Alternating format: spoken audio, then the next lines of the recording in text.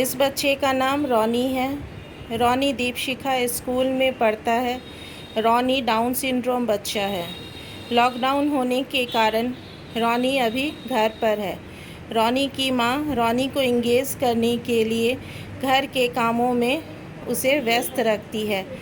उसे कपड़ों को फोल्ड करना सिखाती है। रॉनी टी शर्ट फोल्ड कर नहीं पा रहा था अच्छी तरह से, इसके लिए एडप्टेशन के रूप में रॉनी की माँ ने किताब का सहारा लिया। अब रॉनी बहुत ही अच्छी तरह से फोल्डिंग कर पाता है। रॉनी करो।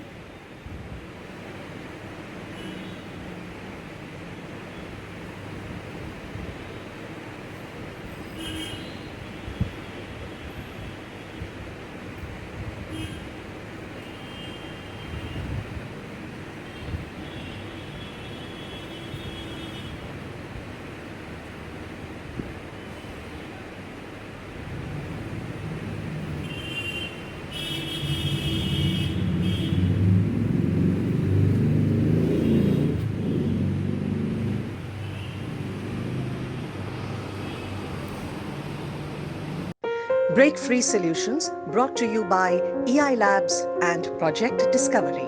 Partnered by Enable India, Trinayani Sethi Foundation, Allergis Easy, CII Young Indians and Young Indians Accessibility.